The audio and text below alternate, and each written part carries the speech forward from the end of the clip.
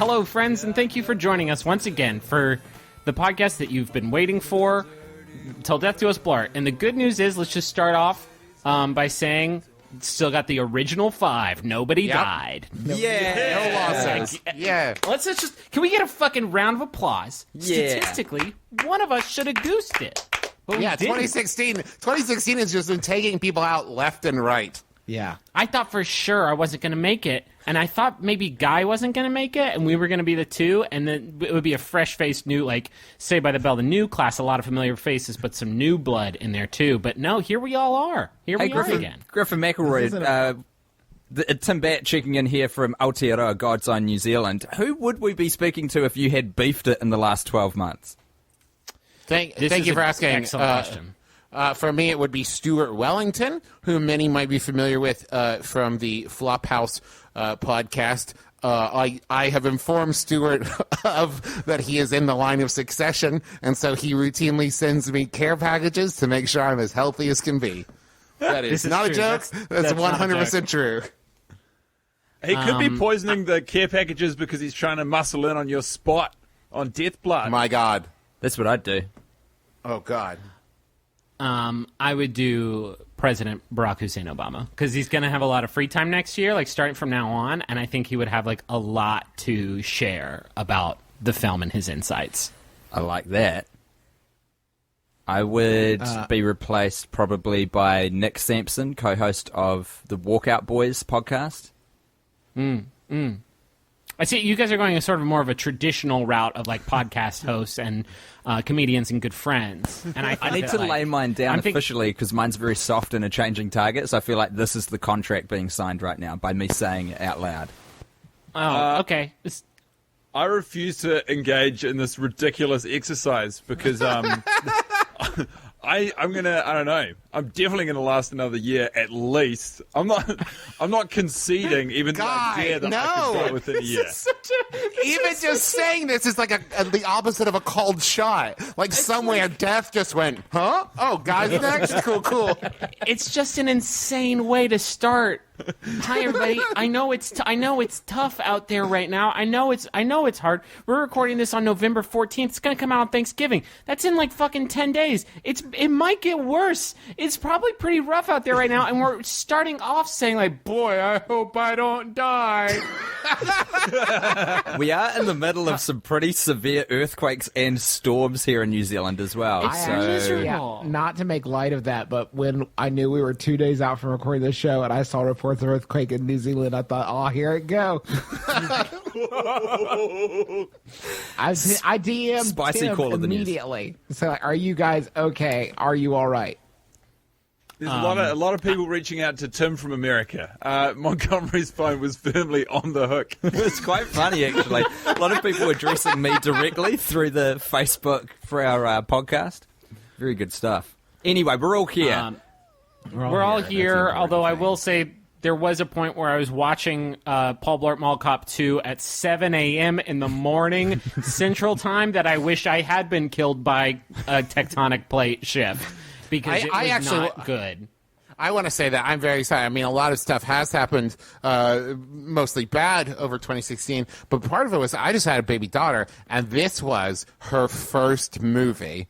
That is excellent. I held her up so that she could see it, and I just kept whispering in her ear, "This is your favorite movie." And I'm going to do that routinely as her consciousness is buddingly developing, that I could constantly just implant within her head that Paul Blart Mall Cop 2 is her favorite movie. Yes? I'm going to give you a mulligan on this one because you're a new parent and maybe you don't know all of the rules.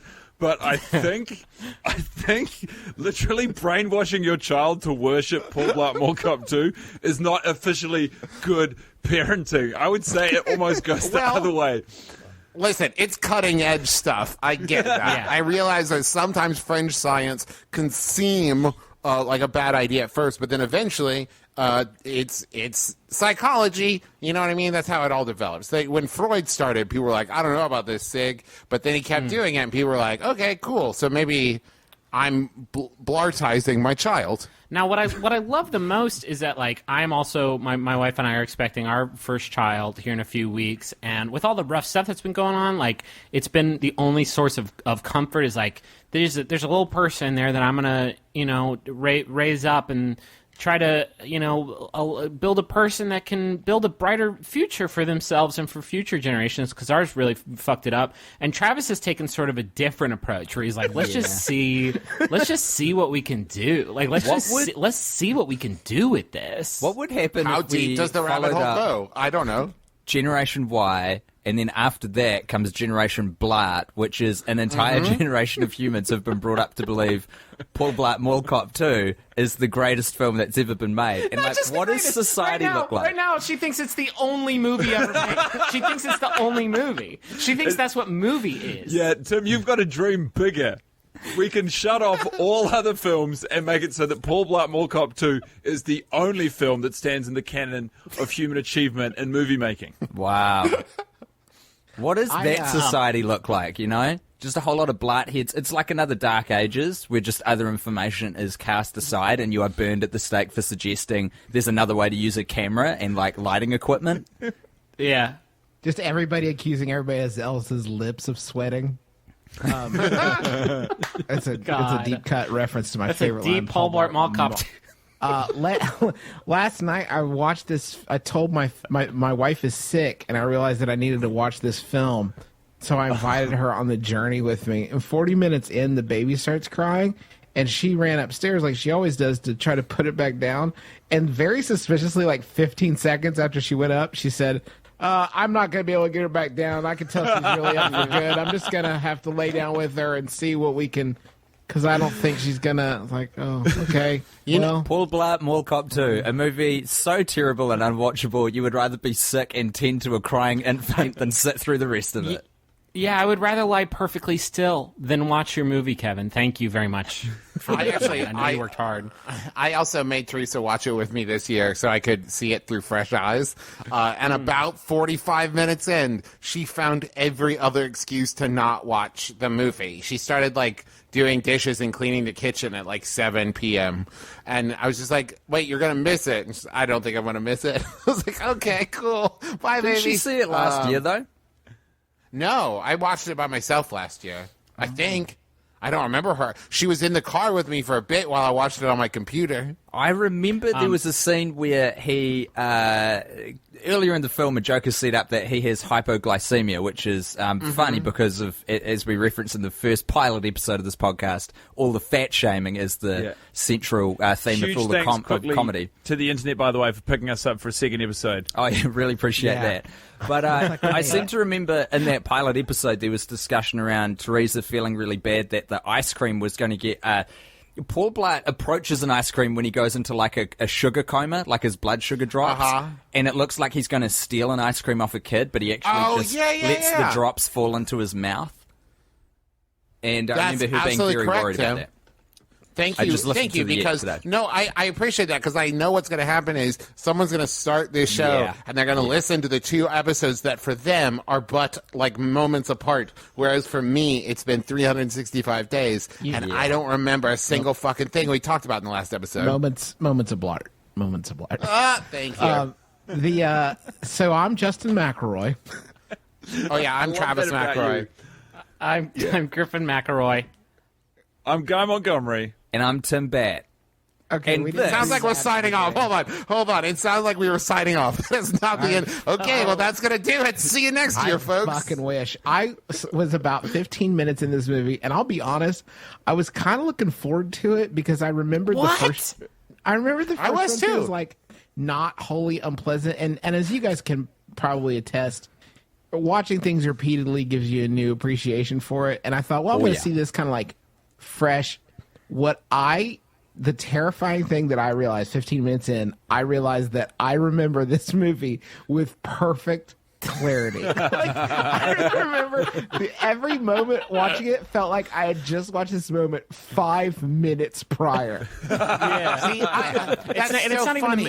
it's not the movie's fault for the reason I didn't like it. It was that horrible realization about the passage of time. And then I was like, didn't I just watch this shit? No, it's been a calendar year. It's been one calendar year. I feel like I just watched you yesterday, Kevin. I want you guys to know, and this wasn't forced. Last year, I had 11 laughs that I cataloged. This year, 13. Oh, for fuck's sake, Travis. Last time. Okay. All right. That is fucking unforgivable, man. Like, Now, I was actually... I was pissed off listening to the episode this morning where... in fact, I think Griff was the only one who got out of the squeaky clean. But yeah, the other two of you brothers were like, "Hey, movie not so bad," and then Travis was like, "I laughed 11 times. Here's all the moments." So, fuck you guys hard. I just watched that movie again. It's no good. I had excruciating diarrhea in episode 1, and I think that may have been like whatever I had going on in my brain. I guess malnourishment and dehydration was the only thing that allowed me to enjoy parts of this movie, except for the banana scene. The banana scene's great. The banana scene is the only thing. The banana scene was what they walked into the room and we were like, well, here's this funny idea. A man eats a very old banana. Like, that's great, but it's not enough for a movie. It's like, okay, we'll build a movie around this very, very good joke. Do you know how they went about building that movie? How? Kevin James said, okay, well, we've got a banana. I've also got a notebook half filled with jokes about security guards. I could cobble together into some semblance of a speech. We could put that in the middle of the movie. Now we're building something. Now I will not have you guys take away from the old lady made gut punch, which is solid. That old lady actress fucking delivers. She does good. Should we try to attempt to slop this on to any form of like structure or I mean, last year we did a of- straight up scene by scene fucking recap that lasted longer than the runtime of the film itself. Can I? Which I I'm did not not take those kinds of notes this time. No. Can I? the only thing I took notes about was about the plight and about the fucking dastardly protocols of the Shadow Man, who's a character that I sort of propped up in the pilot episode of deathBlart. That now I watch and I tried to look for his machinations throughout the work. The Shadow Man, of course, being the dark, nefarious person or people, community of people, organization that is trying to ruin Paul Blart Mall Cop's life for some reason. It's Paul Blart's like Spectre. It's his, it's his Moriarty. We did posit the possibility that he was sent by God to do this as well. That he didn't necessarily want to do it. He doesn't have darkness in his heart. Did we say that? But he is following. I posited it that he's following God Almighty, who is testing him. And to speak to that idea, I feel like the reason that God is so willing to send the Shadow Man to test Paul Blart is because of the number of complaints being registered in heaven for how insufferable and socially obnoxious and oblivious Paul Blart is in virtually every social engagement he undertakes. Oh, yeah. He is I single-handedly... wrote down several times, I think I hate Paul Blart. Like, the character, he is at every turn pretty terrible with everyone constantly in a way that I don't think I caught that in episode 1, that he is just disgustingly like terrible with other people to the point of not like they've written him to be socially inept. They've written him in many cases to be an asshole. And I found it very upsetting. It's a nasty movie. I do love this idea of Blart being this biblical Job-like figure. Oh, very much. He's very Job-esque. Just there, Job or Job, however you want to say it. He's just there to be, see if he can sort of keep that chipper attitude after everything. Like, his wife leaves him, his mom dies horribly, his daughter keeps getting kidnapped. I also want to say, because I didn't catch this in the first run through, his wife left him because of uncontrollable vomiting. Like, they end the movie in love. They end the movie. Like, she wasn't tied to him because of, I assume, at least what we see in the flashback clip, is they end getting married and happy. And then after 6 days, after marrying him, her cause for leaving him is uncontrollable vomiting. She can't not vomit. Think about that. Think about that. Actually visualize that for a second. How miserable that is. Yeah. But that a human being would induce that. And I sit there and think, oh, okay, until later in the movie, Teresa made the observation that when talking to women, Paul Blart is detestable. So I think maybe there's a gap there that we don't see in those 6 days where he is just atrocious. Yeah. And she's like, oh, you know what? In retrospect, you're a fucking asshole. You make me want to vomit. Yeah, I guess if we pick up all the clues we have from Paul Blart Mall Cop 2 and his interactions with females, and you just kind of superimpose that and knock it up by like 15%, I could see that inducing uncontrollable and unstoppable vomiting in someone, like a spouse. Yeah. That makes sense to me. I definitely vomited at least once the first time I watched the picture.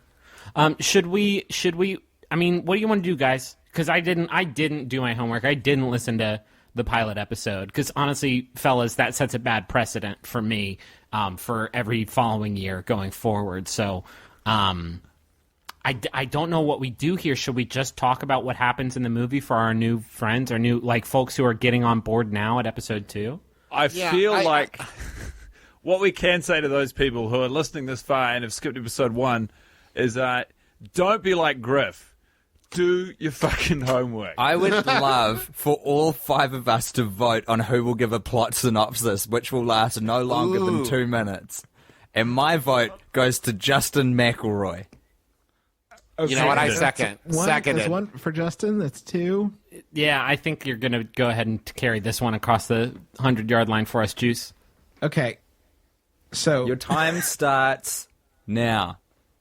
Okay, so Paul Blart is a mall cop in, I guess, so far so good, in New Jersey, probably. He has a daughter and he has a wife and he has a mother. And God strips not for long though of his. Please don't interrupt me. I don't have long. God strips him of his wife and his mother via divorce and a milk truck, respectively. He gets an invitation to speak at a security professionals conference, and at some point, because someone thinks that he did something good 6 years ago, he may be the keynote speaker, decides that he is the keynote speaker of this event, even though he has not prepared a keynote speech. That is ridiculous. Then he learns that he's not giving the keynote speech. Another security officer is yada, yada, yada. There's art thieves in this Los Angeles hotel. Hold on. Back up the truck. I gotta provide I feel like we missed like some context. I only have 2 minutes, okay? Orange light. So, you've got 1 minute. There's art thieves, and they're wanting to rip off this hotel. I'm just establishing that fact because I actually do think that it comes approximately at that point in the script. So, the guy who's supposed to give the keynote speech is drunk, and he's too drunk to give it, so they ask Paul Blart to give it. Simultaneously, his daughter, who is considering going to UCLA and abandoning him, playing into his fear of abandonment, is at a party with an elf that works in the parking garage of the valet guy. So she's at a party with him. She stumbles into the art thief's room and gets kidnapped. And then with Paul Blart, it's up to him to rescue his daughter and stop the art heist. 10 seconds. That's kind of it. Yeah. Yeah, you got it. I am proud of you. He does them both. The thing that makes me mad about Paul Blart Mall Cop 2 is not that it's a dumb movie or an unfunny movie.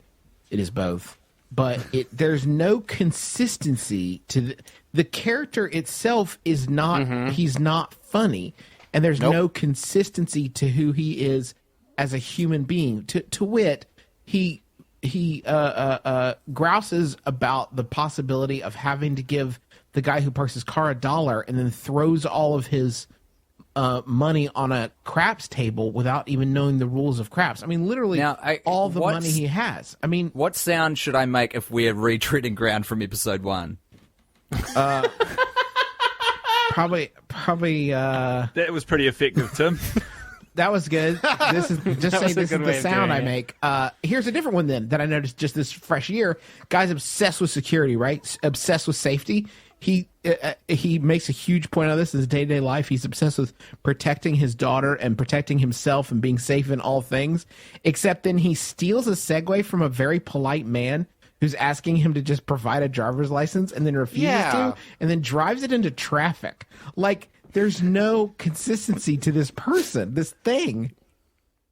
This Blart animal. That's right. He's not a person. Man. He is a being. I wrote down the same notes. His manner is all over the shop. Even when, like, he does care about his daughter, right? He cares about her so much he can't handle the idea of her leaving him and going to UCLA. Against probably his own best interest as a parent, he cannot stomach that idea. Such is his love and fear of her leaving. And then when she gets kidnapped, he's got time. He's on the phone to the mastermind behind the art thief who's got the girl, and he's got time to crack jokes with him. There's a lot of levity in him losing his one loved one. He's running bits. Yeah, it's fucking crazy. The man beast we call Paul Blart he is an enigma. The thing that really stuck out to me this watch was how many elements of the movie, how many sort of props or like whatever the word is for like how they plan the heist and sort of the tech and the strategies they use for the heist in like the Ocean's movies. Paul Blart Mall Cop 2's approach to thinking up this heist and then justifying it is there's just so much straight up dookie garbage in that category. And I don't know, like, I think it would be fun to like really dive into the heist, the plan for this heist. And some of the tech that went into it, because like starting out, the first thing that stuck out to me that I didn't even notice the first time is there's a guy that walks up into the room with all the heisters, and he sits down at the couch and he has this high-tech laptop, and somebody says, looks like we paid off the right NSA guy. And it's like, that doesn't have to be a part of this. And he sets this box down on... He sets this box down on a coffee table, and he presses a button, and like 5 screens flop out of it, and it's like bad. It looks bad to look at it. Like the technology that made it was bad, and it's like I just based on that too. I also want to interject because I wrote down at one point watching this, what year is this actually set in? Because also, like, every time somebody pops up on, like, a telephone, it's the most, like, detailed, like, it's a picture of the person's face pops up. Yeah. And not, like, a screenshot. They got the pixel, insane.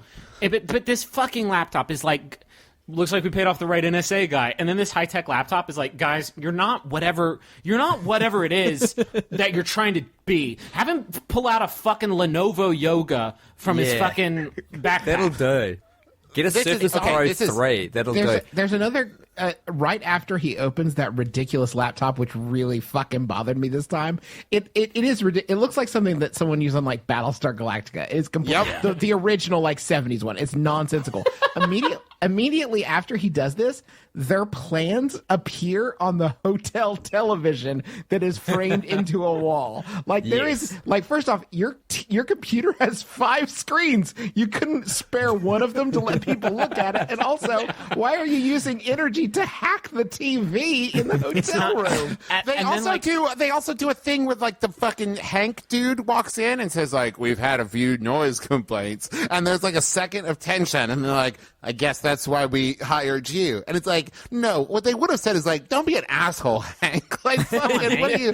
Come on, get your shit. We're sitting here looking at our crazy laptop and watching it come up on the screen, and you're being a dick. Yeah, your jacket's great. Why are you being weird? Hank's the dude who is part of the team, but that's not revealed on his first showing because he walks into the room dressed fully as hotel security just to freak them out, to give us audience the sense that, they might be in trouble here, and then they're like, jokes, it's our dude. But yeah, you'd fire that guy as well. You'd be like, hey bro, we're planning a heist test.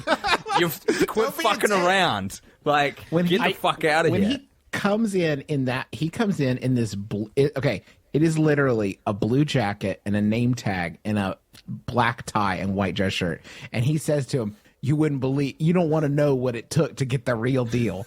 Do you mean a blue coat? Like, you almost definitely could get a reasonable smoker of a blue coat. From the roughest afternoon bargain hunting at the nearest Goodwill. You do not want to hear about it. And you know what? That's the only thing that I had to Hank check says. 3 stores. The only thing that Hank says in the movie, which is accurate and useful, is you're like, yes, Hank, that's fucking correct. We don't want to know. Please, can you just do your job for once? How did you get this far in the operation? How are you this high ranking? You are so incompetent. It gets even better because immediately after he does this, the NSA security guy pulls a coat off the a rack that they have in the room, and it's the exact same thing that Hank is wearing. So it's like, apparently it's not that hard to get them, not tough. because my dude just like has one. The deleted scene.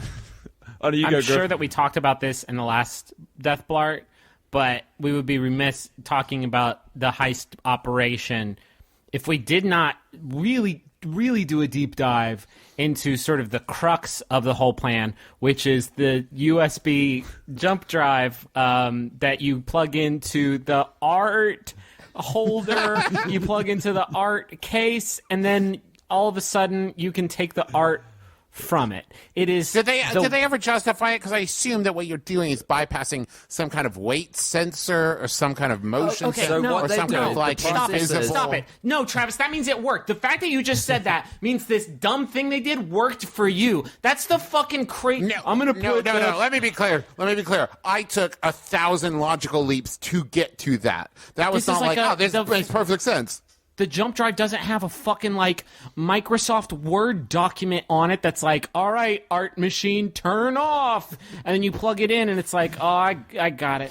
I just can't get over the fact that it has a USB slot in the first instance. It would never, nothing exists like that in the real world. In the first pass of the movie, those were actually mini discs, and all of the art pylons had mini disc players in them. But they rewrote it because they said that is ridiculous. No one will believe that. I want to commend Sony for being so brazen with its product placement of its own shit that in the year 2015 they decided to put mini discs into a family blockbuster. God bless them. It almost made it to the pictures too. They got so fucking close, and they had to swap it out for USBs right at the last moment, and it breaks my goddamn heart. I would like to also take a second to talk about a part of the heist that just blew my mind. I can't justify it. And it's the woman who pretends to drop her purse and distracts 2 people. And the dude who's already pretending to be a guard takes that opportunity to pop some kind of shell with, I guess, like fake screens inside of it, broadcasting for the camera. Over the camera. It's a perfectly... I love that bit. I didn't even see it in the But it would be as though... But the logic of it is as though the woman dropping her stuff also distracted the camera. No. That he wouldn't notice it was having a fake camera put over it at the time. To be fair to Paul Blart, which is not a sentence I thought I was going to use in this podcast, he is distracting the 2 guards so that he can use a plunger without looking real weird to pop up that like 5-sided screen thing that goes over the security camera. So it's got the perfect vision of what used to be displayed there, but like coming to it enclosed through these screens. Definitely. So I get that 100%. But the camera would suddenly go from seeing the woman and the 2 people to not seeing them instantaneously. No, because inside the shell is a small USB with an MP4, which is a video of the end of that exchange between. I would like to take a moment because I was most taken this viewing with the story. I like what we're doing here of like I would like to unravel rather than going through it as one big storyline. Unravel all the different plots and try to talk about them. And I'd like to talk about Lane's story. Now, which one is that? So Ghost Lane, the ghost boy, or elf, however you want to posit it. I have no idea what his job is at the casino. I think maybe he's a valet, but then he's at the poolside, and he's everywhere. He's kind of just like a gopher. Are you saying that valets can't get time off work, Travis?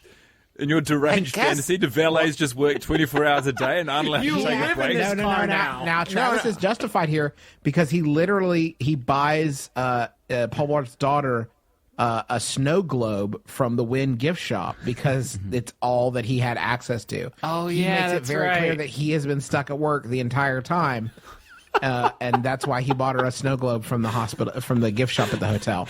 I forgot he was a ghost. Yeah, he's trapped in the hotel. What is his from the word go? What is his motivation for this whole thing? Because I think love, he's in love with Paul Blart's daughter. They go from 0 to 60 fast with that, and then but Teresa watching it, the first thing she said was, "Why do they instantly have this rapport? Why I just assumed because I've seen movies and this kind of rapid kind of jump that, and I think maybe Tim, correct me if we talked about this last time, that he was going to end up being in on, and I know it wasn't because I've seen the movie before, but it makes me think he's up to something even though I know he's not. Well, and I just don't trust him as a character.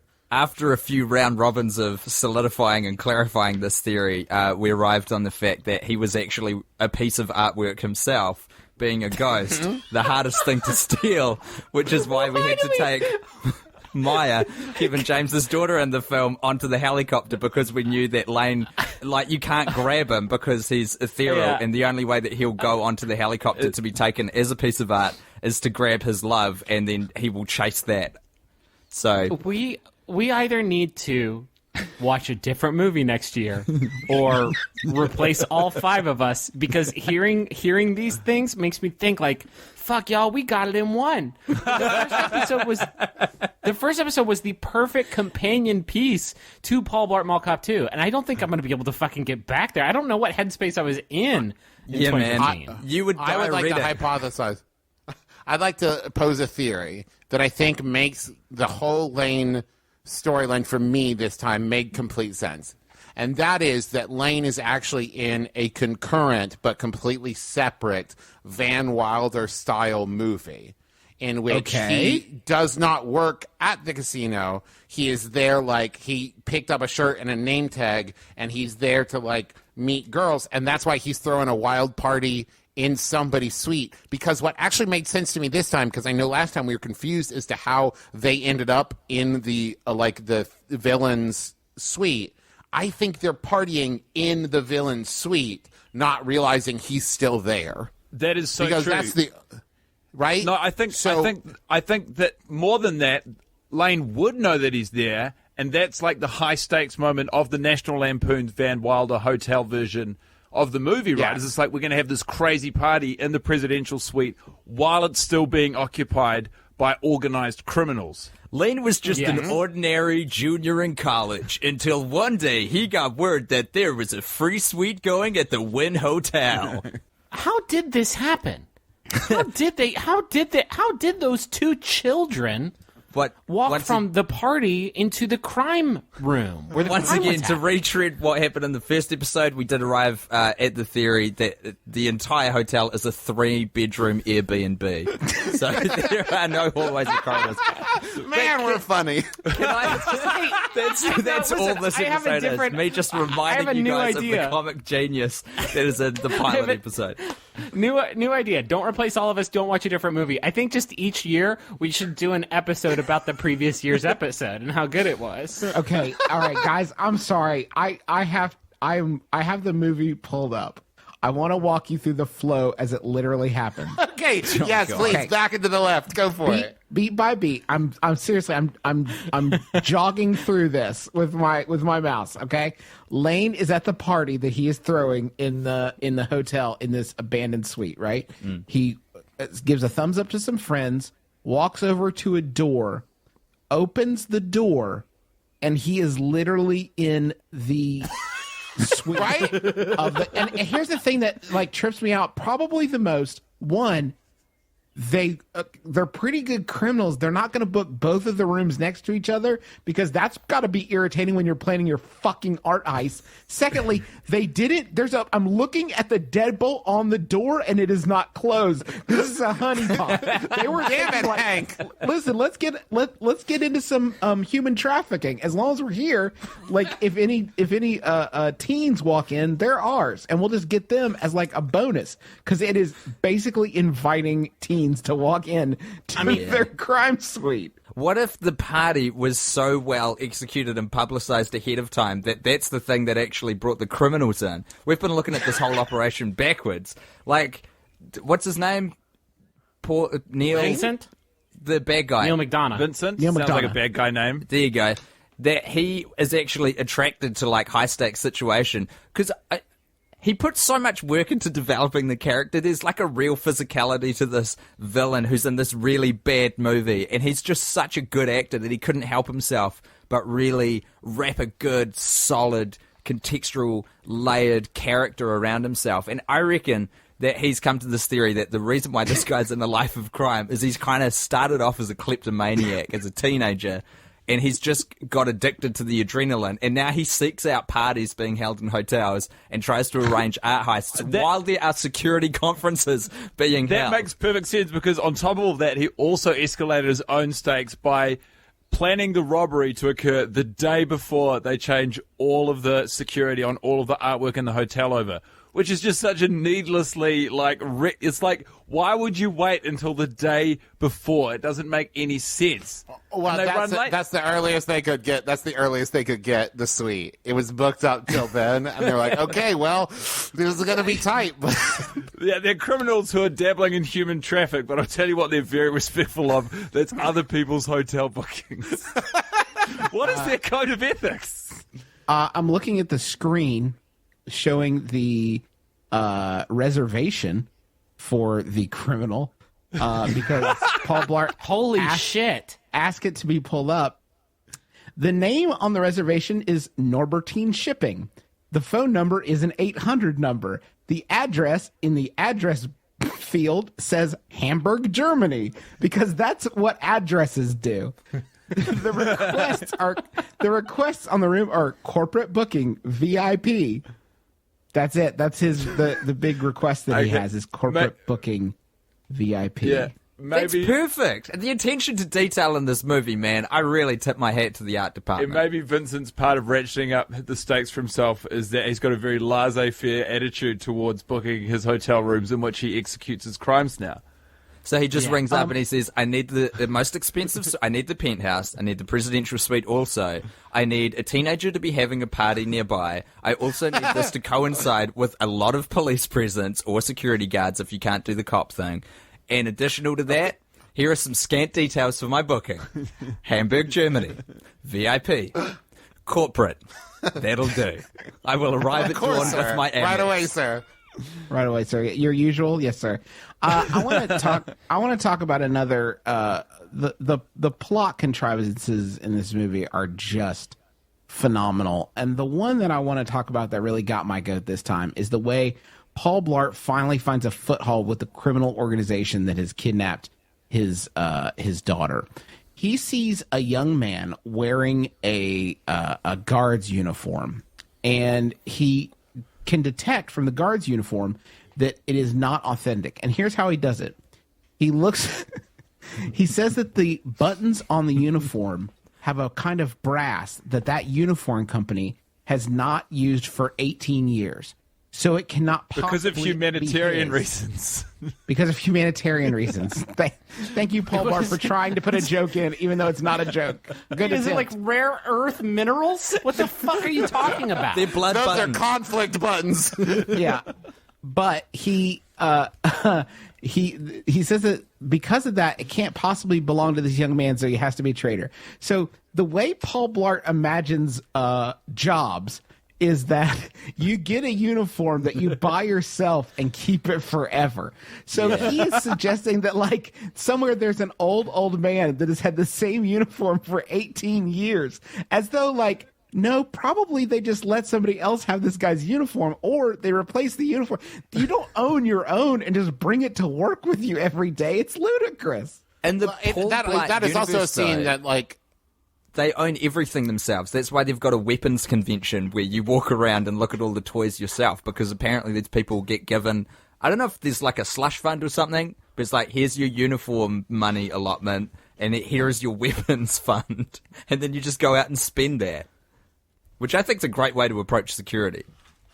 well, that and this scene, the scene Chelsea was talking about, is also like another example of like the inconsistency of this, because like the way he solves that is like Sherlockian, like his attention to detail, but then literally the very next second he can't tell that he's too far away from the dude to headbutt him.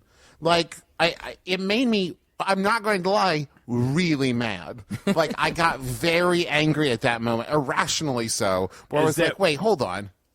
Is that one of your 13 laugh points when you laughed at yourself for being so angry at the movie Paul Blart Mall Cop 2? No, it felt good. It felt good to feel that strongly, you guys. You know what? We're here to talk about feelings. Sometimes you can just let yourself feel. It's okay.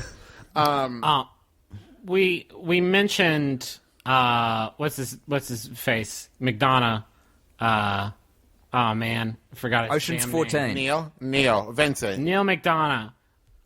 Again, I'm sure we talked about this in episode 1, but like, if I was in this movie and he was in this movie, I would be so pissed off every scene I had to do with that guy. Because, like, hey, do you not realize what we're doing here? You're acting really good, and you're doing a really good job. And I just want to sit here and I want to make, very mean-spirited fat person jokes. And it seems like you came here with a different purpose. I actually think it's possible he didn't know what movie he was in. This big significant part of it. This so leans into something that struck me on this watch, which is the heist bits that it cuts to feels like an entirely different movie made by an entirely different set of people. Because it's like the color palette when you cut to those scenes is completely different. It's got this beautiful like gold shine on it, and the music's way better. Like they've nailed that kind of poor man's Ocean's 11 sort of scoring, underscoring the whole thing. The actors are better in all of those scenes. Like the whole lot of all the villains are just better actors than the people in the other bits of the movie. And there's even a bit where Ocean's 14, the villain, is like he gets really furious when Maya, Kevin James's daughter in the film, it comes into his room because it's like the two movies are starting to meet each other, and he doesn't want to infect his good movie with Paul Blart Mall Cop 2. What we've got here is a last action hero scenario. Yes. All the movies are bleeding together. We have the Van Wilder movie. We have the heist movie. We have the Paul Blart sequel. We've got like a weird kind of like movie where there's just a guy playing piano and a bird walking around in a garden that shouldn't exist in this world. There's just like everyone. We are randomly step into movies everywhere. It's like the negative version of it, though, because it's the Van Wilder movie without any debauchery, the Ocean's heist movie without any actual heisting, and a comedy without any actual jokes. It's like we've got all the worst. This is the first action hero, and they haven't gotten to the good end yet. There are entire fucking scenes of the heist bit that have like literally no bearing on what happened, like the ostensible purpose of this film, i.e. a comedy. Like there's a minute-long sequence where they talk about how security protocols have changed and the NSA guy is supposed to have a contact that alerted him, and here are the options for like skirting this, and it's a bunch of technobabble, and it's like like you did not have to convince us that these people are doing crime. Like I get it. Like I'm fully on board. His laptop is a fucking X-wing. Like we get it. We know. We get it. We know what you're doing. Crime. There's no jokes here. Move on. But I still love that everyone's trying to defend their own shitty movie universe from everyone else. That's right. And the reason for that, Tim, is the way they divvied up the writing responsibilities on this movie is pretty unique, and it hasn't been used again. Wherein they told all of the actors after they'd been cast in their roles, okay, you guys are going to go away, workshop your storyline, and then when we show up and start shooting on the day, we're just going to make the movie that comes out. Which is why at one point when Vincent, a.k.a. Ocean's 14, literally says out loud, you take care of Paul Blart, which is, could somebody fucking kill off that character before he sets a goddamn foot in my gold-hued movie? The fucking culmination of this, the perfect culmination of this, is the Cirque du Soleil scene that Paul Blart literally stumbles into and ruins. Yeah. Yeah, fucking because It's like they were doing like a Showtime special, and he just stumbled in like a big idiot and fucked it all up. I like this scene on this watch because I also thought that they really leaned into like the show must go on kind of mentality, as though if that happened, just a random person stumbled in and started knocking people off of the platform and like injuring people, that the entire stage crew would just be like, just keep going, it's gonna be fine, just keep going, don't stop it, don't stop the show. They're professionals, man. But sir, Philippe, he broke his leg. Just keep going. Let's see where he's going with this. It sets a dangerous precedent. People are going to watch this movie now and be emboldened because there is nothing keeping you from running on stage at Hamilton and being like, don't worry, I'll do the raps now. There's nothing. There's nobody there. You can do it, but the only thing that's keeping you from doing it is decorum. And so people see scenes like this and they're like, I can be Hamilton. I could be. Fuck, you're right. Also, for the skeptics who are doubting that there's much of a crossover in the Venn diagram of Hamilton fans and diehard Paul Blart Mall Cop 2 fans, you are a mile off. I'm very sorry to tell you. That overlap It's basically is one and huge. one. Yeah. But you're right. We kind of rode this invisible barrier between an audience and the show, and this movie is treading some very dangerous ground, showing people how it can be done. And I don't like it, and I won't stand for it. You are literally standing for it annually. I had a shocking revelation. It's not a shocking revelation. It's more of a fun fact. Maybe we have a segment on the podcast where we just do fun facts. They went from 100 to 0 in 1 second. No, listen. I wanted to know about the pianist from the duck. It wasn't a duck. So clearly not a duck. The bird fight scene. I wanted to know who the pianist was and what his deal was, because I think he delivers a fucking hysterical performance. Him and the banana joke are the highlights, right? And it's not even the bird fight that's funny. Like the physical slapstick comedy of CGI. Sometimes it's a practical bird. That doesn't do it for me. But the pianist reactions are decidedly hysterical. They're perfect. They're good. They're very, very good. This man is playing piano the whole time, just scoring. And not just the whole time, Griffin, because I realized on this watch, he's playing the piano when Paul Blart comes out in a completely empty garden. Yes. That man is just always out there, just always playing the piano. I think in the pilot, or somebody mentioned that maybe he was the Shadow Man. Because, like, why else would he be playing a piano for nobody? And also, if you think about it, the Shadow Man spends the beginning of the movie just fucking this guy up nonstop. And then, like, this other agent acting against Paul Blart steps into the picture, and so the Shadow Man takes a back seat for a bit and just kind of spectates, sees what happens. Oh, you're going to take the daughter. That's good. It's interesting. Maybe I found a new ally in my quest to destroy Paul Blart. But he can't help himself, right? He can't fucking help himself. He's got to get in there a little bit. So, hence, the bird fight scene is set up. Anyway, this man is named Eric Genuis. So, like, genius spelled wrong, which to me is fantastic. Eric Genuis, maybe. Let's do that. Maybe Genuis. Anyway, Eric is a composer. He's a professional pianist, and his IMDb credits include Paul Blart Mall Cop 2, where he is a pianist. His other IMDb credit is that he is the composer for a pro-life documentary called Blood Money. That's about God! Exposing the truth behind the abortion industry from the pro-life perspective, and that is scored God! by the Shadow Man. Such suspense when you said a couple of times, and you fucking delivered on the promise of that pregnant pause, my friend. I did not see that coming. Intended. Yeah, true. Fuck. That is the absolute definition of something that flits perfectly between being a fun fact and a shocking revelation. Yeah, you're right. You straddled it. Well done, Griff. You pulled it off. It's both. Anyway, I had a revelation. I had a revelation on this watch through. The whole time, both Teresa and I were just trying to make heads or tails of the Davina romance subplot, the hotel manager that from like their first interaction, she starts off weird, talking about his soft hands, and he immediately jumps to like, whoa, back off. I can tell you're in love with me. And then throughout the movie, it just keeps spiraling weirder and weirder. Once again, another movie existing within this universe between like, it's a weird Kevin James romantic comedy happening. Hitch 2? Yes. And here's the realization I made. And it comes at the very end when he gives her this speech about, like, listen, it's not me. You're kind of caught up in this thing. I think, and it's poorly done and very sloppy, but I think it's trying to be this subversion, this kind of putting it on its ear of the trope of, like, by the end of the movie, the kind of hapless, schlubby guy, now the woman's in love with him because he was a hero. But in reality, there's no substance to it past that heroic event that we see as, like, the reset of the beginning of the movie with his wife. And I think this is because he says to her, like, that guy over there, the actual, like, everyday dude who's, like, heroic, that's the guy you want. Apparently, I can only be heroic every 6 years because I was not heroic for the first 45 minutes of this movie, and I was only heroic for the last half hour, and now I won't be able to be heroic again for 6 years.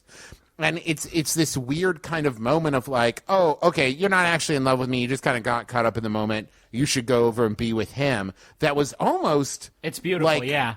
A weird moment of reality in there. Trav, I'm going just to done very say bad. you are reading entirely too much into this on our second watch, considering we had 12 months betwixt the two. You are giving it too much credit. I'm very concerned by Griff leading some support to this as well. No good, boys.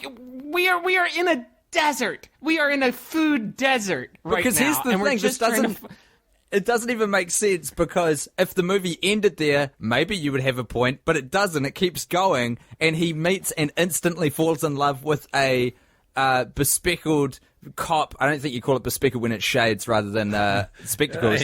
a shade-wearing cop on a horse at the end, and they fall in love with each other instantly. So that whole thing that, like, true love isn't real and you've got to kind of earn a relationship is completely undone by the very scene that comes after the one you've described.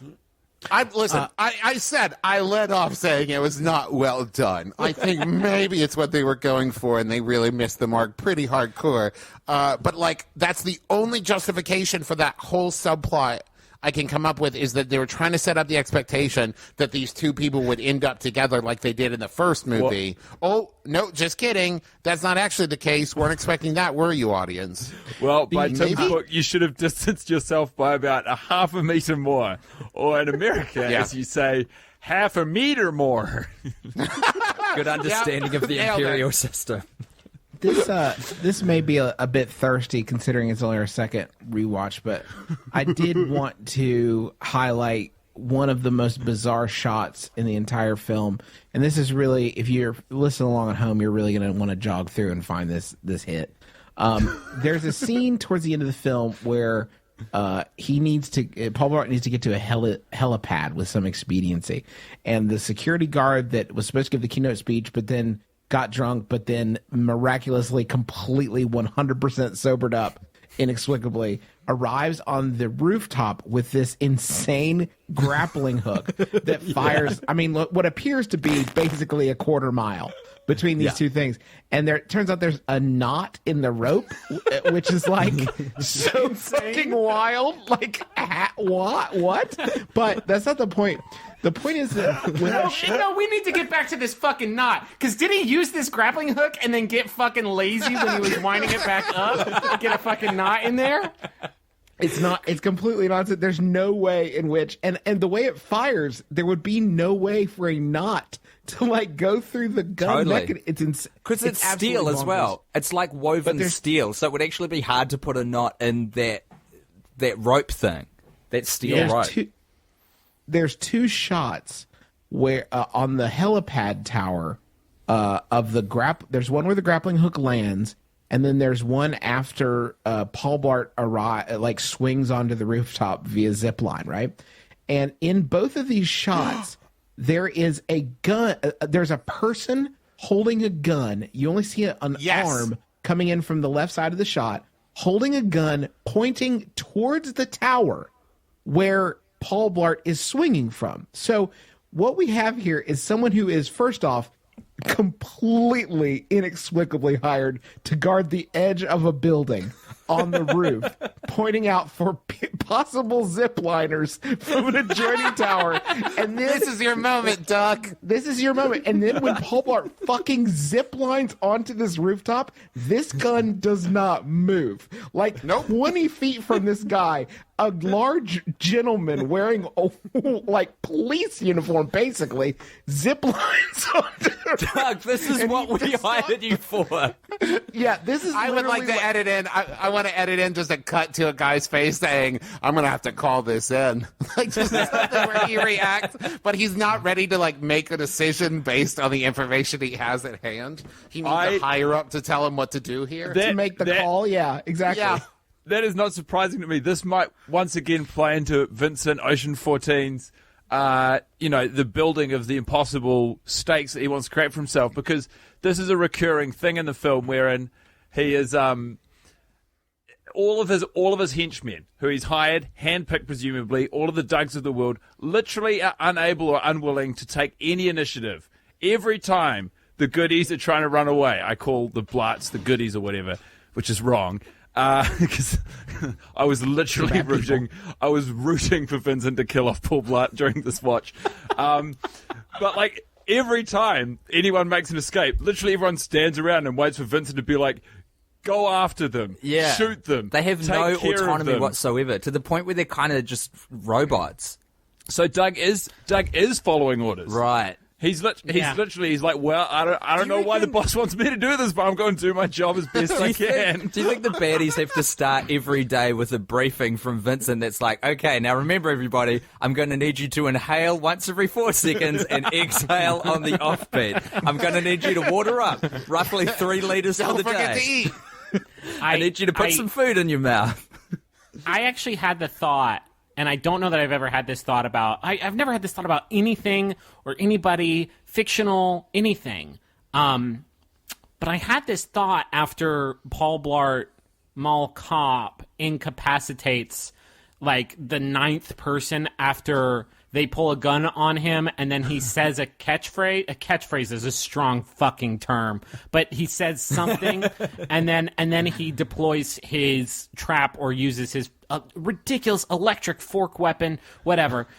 He always takes a beat, always got to get in that jab, and he does it while they have a gun drawn on him, with the trap or weapon in hand, and they do not shoot the man Paul Blart to death. And I had this thought in my head while watching the movie, which I don't think it's good if you have this thought about a movie's protagonist, but I thought Griffin McElroy, could kill Paul Blart. I could best Paul Blart in combat, in any no matter what. Even if he snuck up on me, he would be like, looks like the last. I'd get him.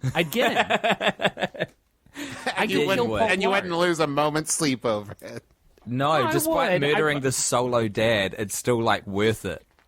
No, I'd feel bad. I wouldn't feel bad if somebody else did it. I wouldn't feel bad if in the scene where he's like, these aren't regulation buttons, if that guy had shot him to death and then the next 35 minutes were just his body on the ground with all of the blood coming out of him. As like sound of silence plays. I did say, I had a similar sentiment that I said to Guy at one point where I was like, I really wish that they did kill Paul Blart about at the 60% way through this movie and I could just see the heist play out. Because that's a better movie. Yeah. I liked all that stuff way better. It would be great. It would be a really good. It would be kind of drama free though, because as near as I can tell, there's nobody else fucking works at this hotel. Yeah, there's that really hot guy who's in charge of hotel security who is the boyfriend of the hotel manager, and he's good at Eduardo. He's good at his job. So then it would be him but we versus the don't villain. see that. We only hear him say that since he got the job, not so much as a towel has been stolen, and yet this heist, without Paul Blart there, seemingly would have gone off without a hitch. I think if it was just left to Eduardo, this would be a classier, Paul cooler Blart movie. is definitely not helping team security at the Wynn Hotel. He literally informs no one of his intentions. He just goes solo bolo. He's got no idea. Sorry, you go. that's Vincent. Like, Vincent moves the fucking goalposts on him because Vincent's like, yeah, I got your kid. Don't tell any cops or else your kid's dead. And Paul Blart thereby doesn't tell the security or the cops. What's he do instead? He gets his dumbass fucking stupid friends and forms a little army to fight Vincent and his goons. And Vincent's like, well, that's okay. It's okay that you told these 4 people. It's fine. You did what? You brought 4 people here to try to beat me in combat? Well, I won't kill your daughter now. That's fine. That's not against her. You did come here to kick our ass, to kill us or arrest us, so we can't do the crime. That's fine. You really found a loophole there. I did specifically say cops, and I am a man of my word, if nothing else. Yeah, and also I want to continue to gently slight you by not acknowledging the fact that you security guards are registered as officers of the law. Also, I imagine the other end of that phone conversation where Vincent's like, I've got your daughter and I'll kill her if you bring any cops into this situation, of Paul Blart being like, whoa, this is not the movie I thought we were making. This is a real tonal shift for me. You're talking about death? Death? Yeah. And murder. Wait, you're gonna kill her with a milk truck? No, Paul, that's not the only way that people die. You understand that, right? Hey, also, does anyone have access? Sorry to interrupt, but we had an email address set up. Does anyone remember what it was? Oh no! Shit. There's no way. Hold on. We gotta do a mailbag. I would need to actually get the former NSA guy to hack into this. I would need a 5-screen computer to be able to access our email address. Do you have any guesses? It's got to be till we have a Twitter? deathBlart at Gmail, right? We do have a Twitter. Yeah, the Twitter exists. And we told everyone... No, deathBlart at Gmail is not it. Okay, till deathBlart at Gmail? Okay, till death do us blart is the address. Now I just need a password to get into this account. What? Okay, now, guys, we've known each other for 1 3/4 fucking, I hope, 3/4 of a podcast. Yeah. What is a password that we would all be able to share? Like, what sort of key phrase would we have chosen to Try access this deathBlart. account? deathBlart, uncrackable. Such a bad password, though. Nah, wasn't that? Try 69. Try password, but the S's are dollar signs. Okay, there's a phone number ending in 82. That's mine. Okay. Travis made this. Okay, Travis, I need your full phone number. I'm not going to say it on the thing. Okay, well, I need you then to access this account. Okay. Okay, it's till death do us blart. Travis, you can just drop it in Skype chat. You can drop it in Skype chat. Yeah, drop it in Skype chat. I like that we're very committed to not editing a second of this podcast. No. This is everybody's coming on this journey with us. It's because I think if we're basing the precedent off last year, Justin edited the podcast last year, and if he is the editor, I don't think he wants to chop and screw it. Okay. And why would you want to leave? I need to create. What's a new password I can create? Well, say it on the maybe just decide one, Travis, and tell us afterwards. Okay. All right. That's fine. I sure hope there are some emails. Hey, I'd also just like to let everyone know that, unbeknownst to anyone except for Guy, we've got another co-host who's joined us for this episode, which is the Knife from the Worst Idea of All The Time. Knife is here. The Knife's been here the whole time. Yeah, so Knife's excitable. It's a new knife, right? This is the second generation knife. The first one got taken off me by airport security in Australia, and quite rightly so. I forgot to put it in my checked-in The luggage. fact they took it off you in Australia, I think we might have talked about this before, speaks levels to airport security in New Zealand. Yeah, fucking from A. whence we flew. It's because in airport security in New Zealand, they say, have you got any apples? And you say no, and they go, very well, off you go. And they wave you through. Holy shit. We have a lot of emails. Uh-oh. Really? I mean, no, like 25, which is a lot compared to what I thought there would be. All right, let's do more than I thought there would be. Mailbag segment, Travis. Read us off something fun. Well, give me some time to go through it. Okay, here's a theme song. Everybody all at once over Skype. And a 2, and a 3. Could I, before we improvise a theme song, could I suggest a theme song which will be borrowed and lifted from what is actually the Paul Blart Mall Cop 2 soundtrack? I bought it on iTunes. If you listen to it, it is quite literally 60 minutes of Kevin James making this noise. Keep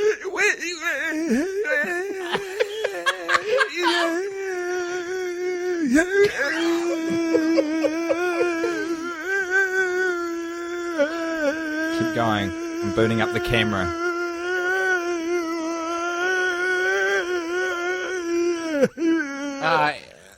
Here's one from Anna. Anna says, I committed to sin and listened to this podcast without first watching our beloved Paul Blart. Wait, super quick, when was this email sent? This was October 16th. I This find year? myself... Yeah, I find myself almost a year later gearing up for the second installment by revisiting the first episode. To help pass the time during a 10-hour drive, I figured, hey, I've got a lot of time on my hands. Might as well give it a go, and pulled up the movie. Hopefully not while you were actually driving. We get it. You didn't want to listen to the podcast for a second time. After watching it just once, I can only imagine the sheer willpower it will take to watch it once a year for the rest of your lives.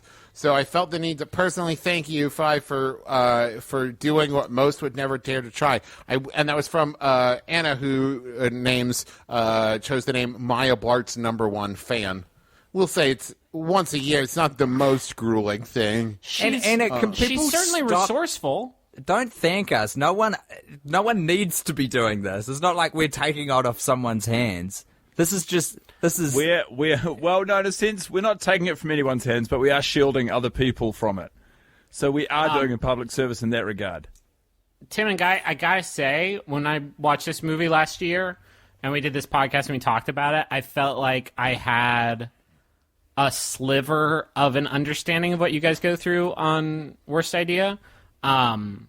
And I gave myself a nice 12-year vacation or 12-month vacation, and then coming back and watching it a second time, I now actually think you two are complete psychopaths because I can't imagine doing this every 6 months, let alone on a weekly 7-day rotation.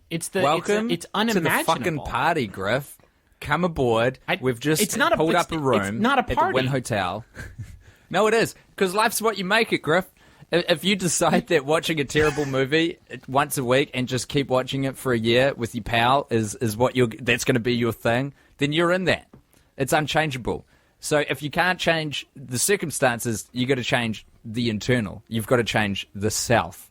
And that is what we've set about doing. Tim is lining up the release of a motivational book written under the pen Yeah, name. but that's Swith and Carlaman. that's what people in prison say. That's what prisoners in prison say. Well, I'm in prison, but life is what you make it. Yes. Exactly. You get it. So I had 3 moments that I definitely want to talk about. I don't want to miss them. One, it's a little thing, but at the end, so the big Deus Ex Machina that saves the day is Vincent's oatmeal allergy. That sentence was just fucking shit. That sentence it was true, but that sentence you said was complete shit. Yes, correct. Do we ever see one? Is it ever referenced that Maya has something oatmeal-y before this moment? Or was it just introduced right in that second? This isn't my question, but this just occurred to me. Introduced. Okay. It's not known that she carries oatmeal Moisturizer. It's okay, you guys. It's not. There's a close-up of it, and it says oatmeal concealer. Right. And concealer is makeup.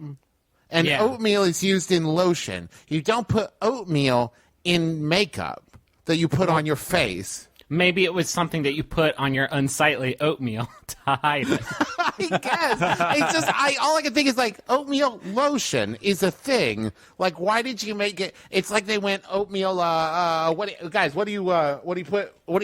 think of the word. What is it? We need to make this prop right now. I've got it. The oatmeal concealer is something that Maya found at a nearby pharmacy and bought because Lane and scenes that were on the cutting room floor. So what happens is Lane keeps serving Maya oatmeal for breakfast as like a kind gesture as part of his pursuit in their romance. And Maya is like, this is the most disgusting oatmeal I've ever had in my life. And so she uses the oatmeal concealer to conceal the oatmeal, make it look like it's been eaten to Lane, and maintain the promise of their relationship. Here's the flaw in that. He's got an allergy to oatmeal, which means oatmeal needs to be in the oatmeal concealer. And according to what you're saying, the way that you conceal oatmeal is by adding more oatmeal to it. It's oatmeal. Well, oatmeal plus oatmeal equals no oatmeal. That's a crime, though. It's like trying to find oatmeal in a pile of oatmeal concealer. Nobody's ever going to detect it. How fucked up would it be if you'd be like, hey, baby, did you eat that oatmeal? And then you look, and there was more oatmeal in the bowl. You'd be like, what the fuck? You'd be like, I don't know. I can't eat all this. Yeah, you know I ate it, and then poured some more and put it back on the table. Trav, we got to move forward to your other 2 points, man. Okay, we could be here forever. So the other one, and I sent you guys a picture of this because this was the hardest I laughed in the entire movie because I started just looking for weird details, and I found one that made me so happy in the middle of his keynote speech. When he does eventually get to give the keynote speech, it pans across these 6 portraits of people on stage with him inexplicably. I think we're to assume that they have died.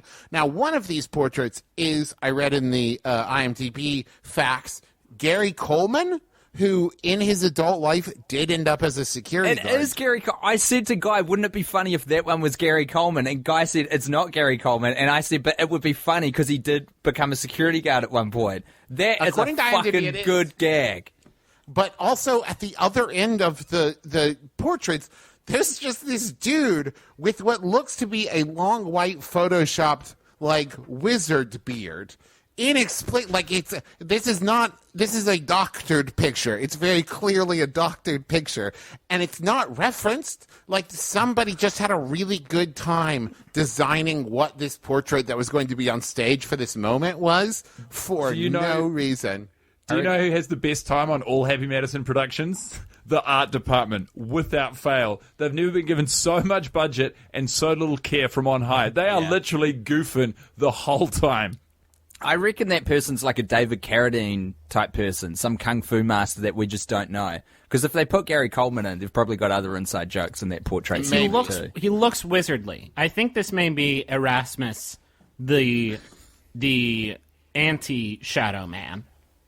The light man? No, because you can't have shadows without light. You cannot have shadows. Hence their eternal struggle. Light man. And my last big revelation was how many parallels between this and Die Hard there are. Of like they're the same genre of movies, separated by a wide divide. But this idea of schlubby dude on vacation ends up wrapped up in this like weirdly thought through heist movie in which he's the only one involved going through this building, taking members of the heist crew out one by one until eventually on a rooftop he's like has a showdown with the bad guy on a rooftop, but instead of his wife being held hostage, it's his daughter. Like there's a lot of parallels. The only difference, though, is that in Die Hard, the hero is a hard-nosed New York detective, and in the Blart movies, it's 3 trash bags stacked up like a snowman that learned how to talk and fart. That's burping snot to you, young man. I mean, by your reckoning, though, Travis, this movie is also like Up because they kill his wife right at the start. It doesn't make the 2 movies similar. Well, also Up and Die Hard are very similar if you think about it. The irritating thing about your comparison, though, Travis, is that what that implies is that it's like a parody of Die Hard. And it feels like they set out to make that, but at some point, Kevin James was like, "Oh, I want to punch people good and shoot them and stuff good. I want to do it good, Like good in a good times. movie." So, like, if Leslie Nielsen doing the Naked Gun series was like, but I actually want to be James Bond. You guys don't get it. That disconnect exists so many places in this movie. The scene, and it got me the first time, the scene where he gets in a fight with his daughter, and then there's a single a single fucking shot where you think there might be like, oh man, here comes a sad montage. It is a single shot of Paul Blart going up an escalator while the rest of the world, the rest of the, like, this flashy neon strip and all these thousands of people on it are moving past him in hyper fast motion, but he's moving in regular speed while some fucking like sad David Gray music plays in the background. It is the only scene in that, and it's like, what are you trying to earn right now, Paul Blart Mall Cop 2? It has a few instances like that where you are supposed to feel bad.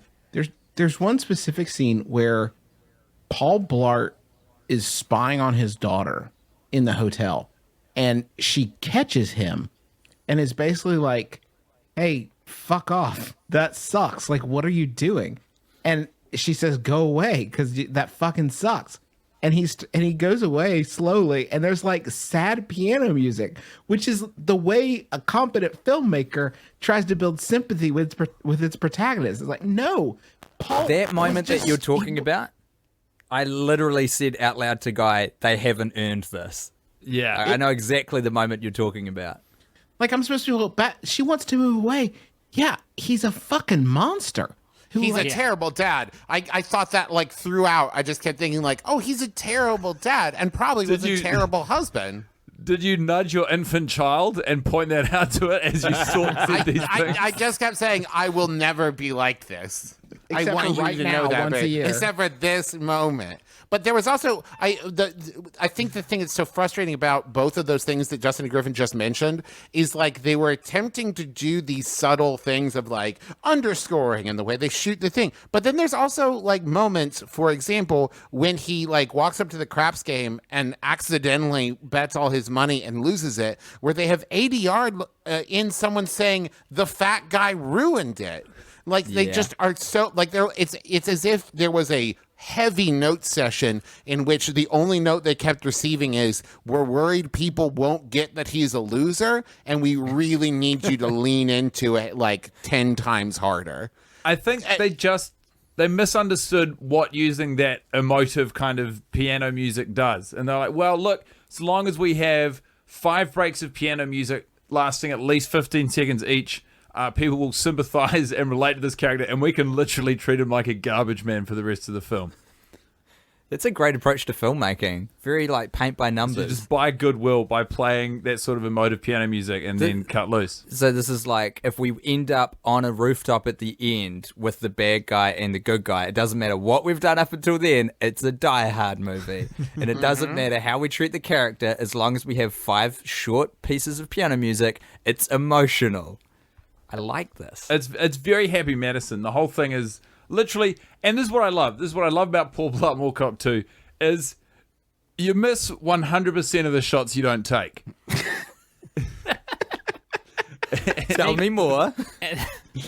And like that's just it. It's like This. I know you speak. This movie misses all of the shots it does take, except for the banana and the pro-life pianist. Like, those are the only 2 shots in the thousands and thousands of, like, this thing throws up bricks like crazy. The part where he gets jealous of her new ghostly boyfriend and says, what, are you hanging out with Chicken Chow Lane? And it's like, Kevin, that's not anything. Okay, to rebut your point, please, Griff. First of all, both of those gags, while they might be 2 of the only gags that hit, totally justified the rest of the fat on the movie. As someone who is going to watch this movie every day until I die, Every year. Every year, sorry. No, I'm also doing Please don't. You've misunderstood the concept. Guy, no, 6 days from now? Guy's been doing this the whole year since we did it. What are you guys talking about? I've just been doing a little bit of extra research. No, but every year, those gags will always hold. And secondly, there is one more gag which is in the pantheon of good gags in Paul Blart Mall Cop 2, and that is when Hahachi from Tekken, he's the head of security, I can't remember his character's name, but he's got the same hairdo as Hahachi, introduces Paul Blart to his wife. And they're talking about when their daughter left for college.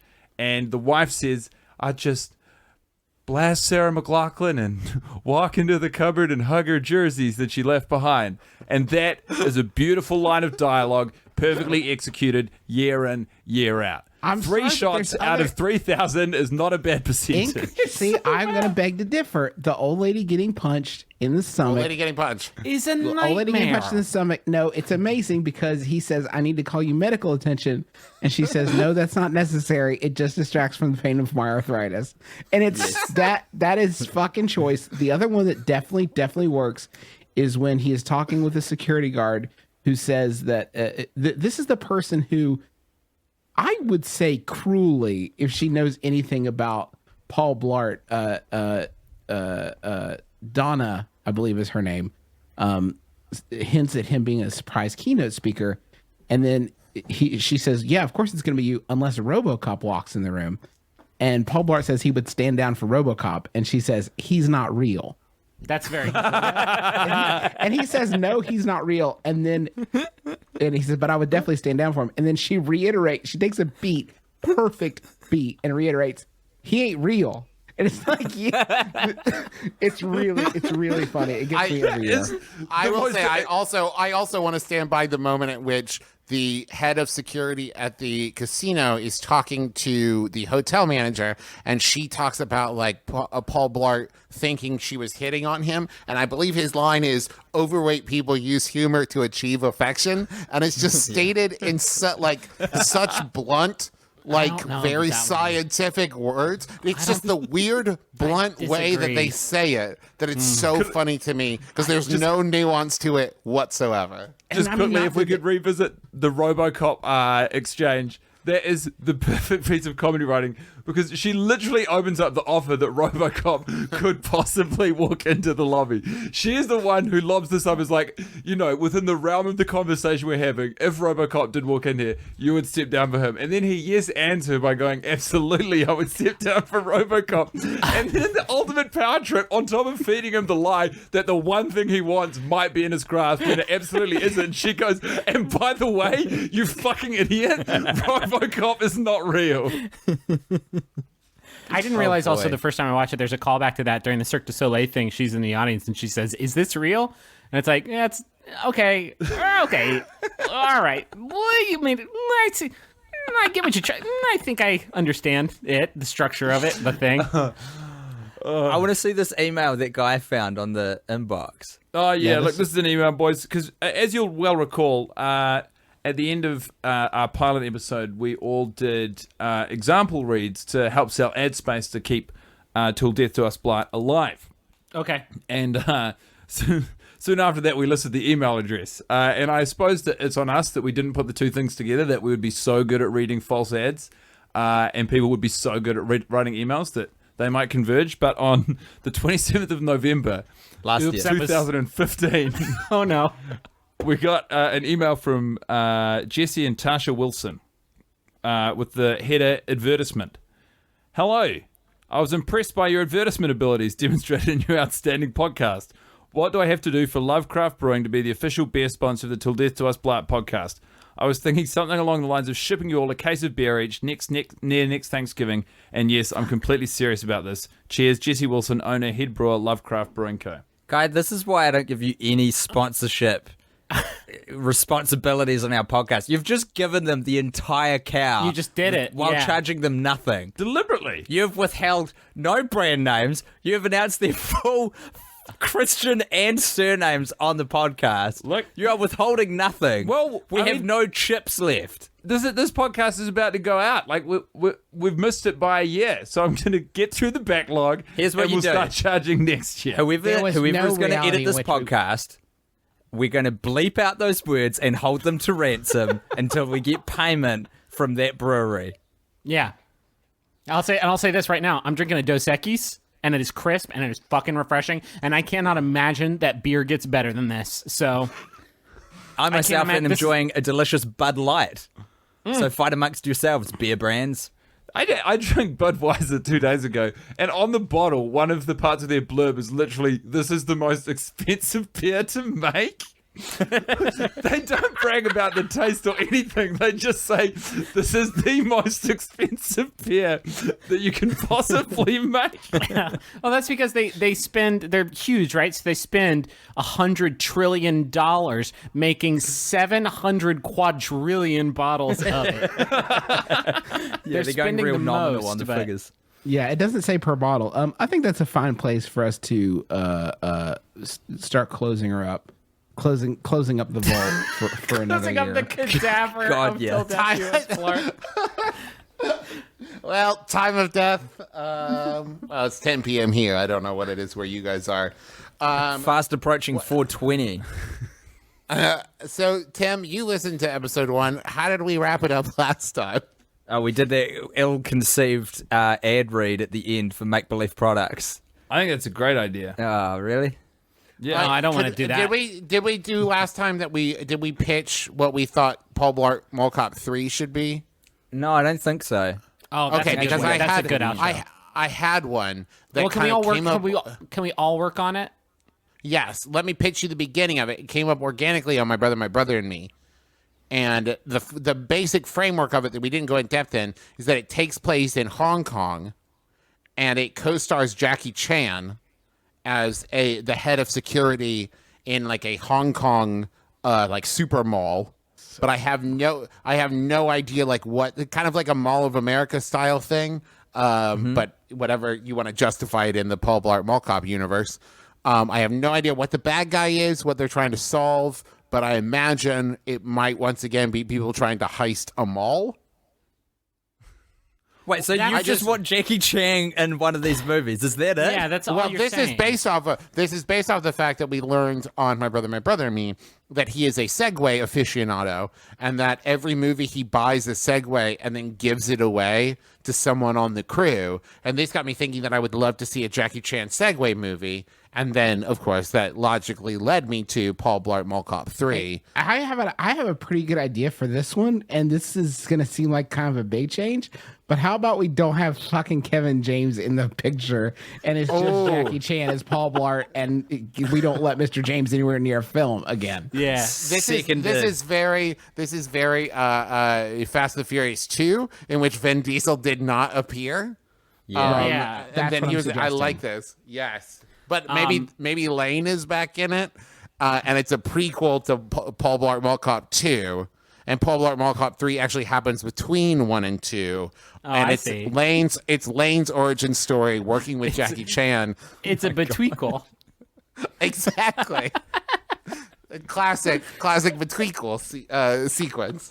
So you're saying the follow-up to two big, loud family comedies written and starring Kevin James and produced by Adam Sandler is this mystical voyage where we follow a ghost and Jackie Chan is in the leading role and it's set in Hong Kong.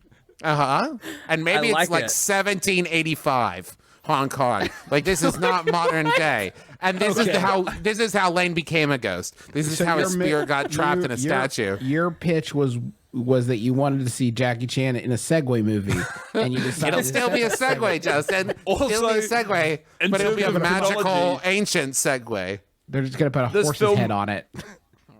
This film is meant to take place between Paul Blart Mall Cop 1 and Paul set Blart during Mall the Cop. fucking It Opium flashes War. forward. It flashes forward because it kind of alternates between 1708 and 2008 or whatever would be between these two movies. And so it's that's an where origin, it's an origin story as well because it's Yes. modern day at the time of making Jackie Chan and Lane, but also you see their forebears interacting for the first time on what was the first prototype for a Segway. So, do you know what is Exactly. going through my head right now? What right do we have to shit on a movie after this diabolical, steaming hot on fire garbage can of an idea? I don't know what you're talking about, Tim. I thought we were pretty close to locking that one down. In what year is Paul Blart? If this is a betweakle, in what year was Paul Blart Mall Cop 1, which I don't believe any of us have seen? What year was that set in?